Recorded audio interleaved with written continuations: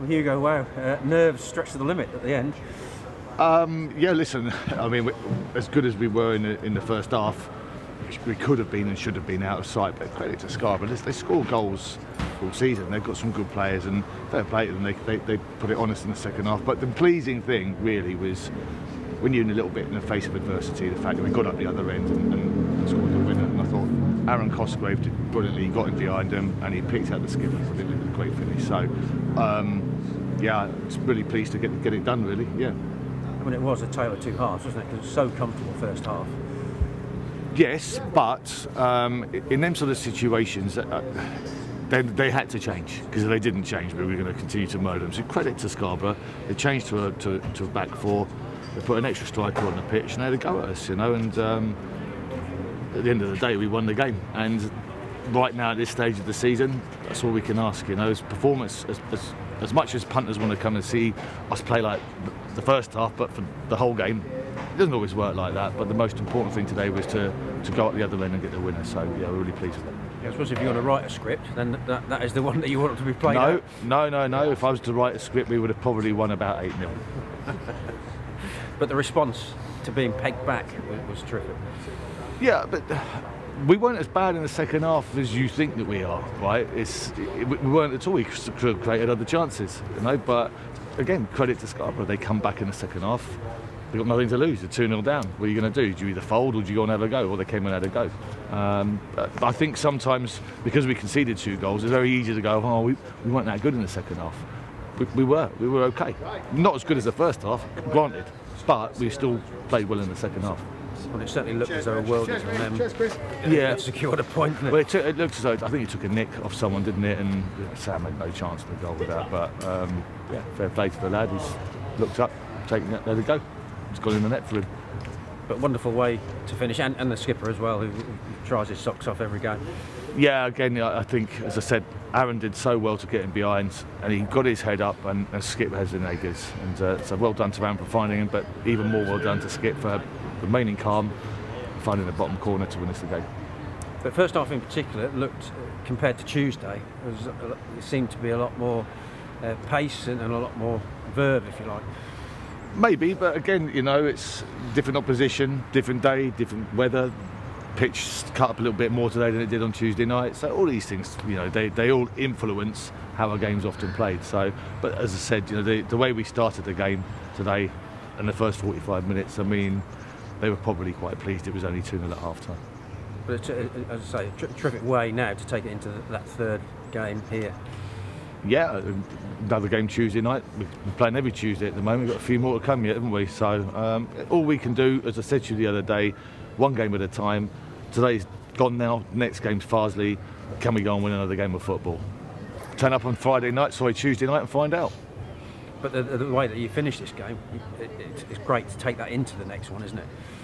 Winning's always beautiful, you know, and I don't care how we win it. I wouldn't have minded if it come off Gold's backside or off Coulson's nose or whatever. The important thing is that we went up the other end, we won the game, and like you say, now we can look forward to getting the boys in on Monday and go again Tuesday. Good to see some players back. Obviously Tyler Denton coming in, but then you lost one as well. Aaron Jones has joined the list. Yeah, listen, Aaron he's got a massive cut on his foot. Don't be fooled by the boot, you know. He'll be fine. And Denton only missed one game, so we're okay. And the situation you're in, players are desperate to play, aren't they? Definitely. Everyone wants to contribute, you know. Ollie Scott, Cameron Hargreaves, who we talked about the other night as well, they're trying to get themselves back because they want to help the team. They want to get on the pitch and help us win games of football, and they're both working. Those two, I'm using them as examples. They're working their socks off to try and get themselves back to help the teammates. Theo missing as well today. How far off you a full complement, do you think? Not far. I mean, Theo's just needed to have a break today, really. He's played a lot of football, probably more football than he's used to in previous seasons. And sometimes, you know, you pick up things get sore. So if something's sore, just sit this one out, mate, and we'll see how you are on Monday. That's what that was with Theo. Rallying call fortunes, isn't it, for the supporters, because the scenes at the end were what you want to see. This is where we're getting to this stage of the season now, and you know, it could be an exciting end. we hope that it is. But I keep saying one game at a time. But one thing that I would love to see now, the walks to get busier. Come supporters to bring their mates, families, girlfriends, whoever, dogs, cats, bring everyone down, you know, because we are a good side. And I'd like to see the town actually, if possible, celebrate the fact that they've actually got a very good football team at the moment. Forget about where we are in the division, we are a very good football team. So, and I like to think it's one the town should be proud of. I mean, you've gone top again. Do you keep an eye on others, or did you just try? No, do you know what? I mean, it's, if we're top at the end of the season and the last whistle, then great, you know. And all we can do between now and then is keep having a go. All we can do is win our games if we can. We can't rely on Fylde. They're a good side, Fylde. Do you know what I mean? Chester creeping up. This isn't over. There'd be bumps and twists and turns and stuff. So 12 games to go. It's a long way. So, you know, it's next one is Farsley. That's the only thing that matters right now, Farsley. As good as you were first half, at the end you've had to show so much character, haven't you? When after they've equalised, the fact, you know, the players could have let it affect them, couldn't they?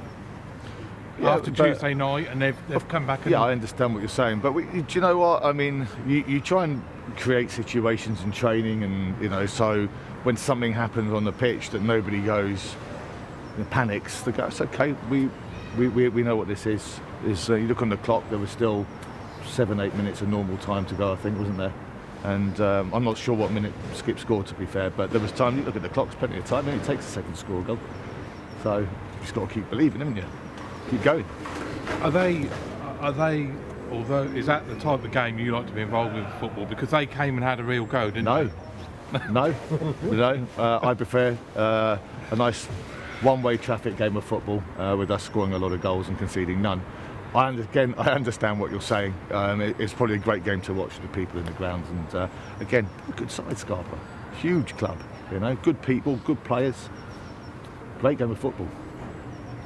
I asked you about Tommy Hughes. He doesn't always get to start a game, but he looked to me like he was an integral part of that first half performance, particularly. Yeah, Tommy Hughes is a very, very, very good footballer, which is why we signed him. You know, and again, he was another one. There's a little bit like Ollie Scott's situation. He was at Ipswich, and Ipswich released him. Well, releasing him, they were kind enough to let him come and train with us for 2 or 3 weeks. And Tommy just wanted to come somewhere where he knew that when he's on the pitch, the side suits him, how we play, but also he just wants an opportunity. And he's a great lad, you know. He just walks into the change room as though he'd been there ages, you know. And what I'm trying to say is that he has the right character, the right personality, and the right traits. You don't just sign anyone for the hell of it, you know. To be a centre midfielder in our team, you've got to have certain attributes, and he's definitely got them.